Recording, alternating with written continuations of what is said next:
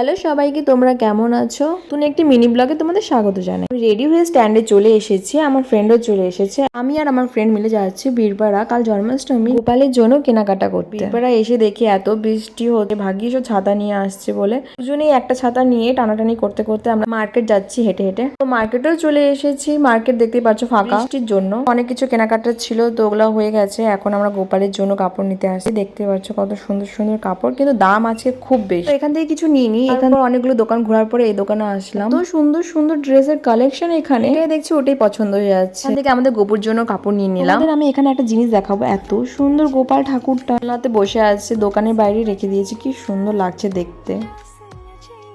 তো আমাদের সব কেনাকাটা হয়ে গেছে, বৃষ্টির জন্য ভিডিও করতে পারিনি। এখন আমরা দুজন স্ট্যান্ডে যাচ্ছি, বাড়ি যাবো। একটি ফুল গাছ ছিল, খুব সুন্দর ফুলটা ছিল, তো ওকে তুলে দিলাম। ফুল পেয়ে খুব খুশি। আমরা স্ট্যান্ডে চলে এসেছি। তোমরা যদি দেখতে চাও গোপুর জন্য কি কি ড্রেস নিয়েছি তাহলে কমেন্টে জানাবে।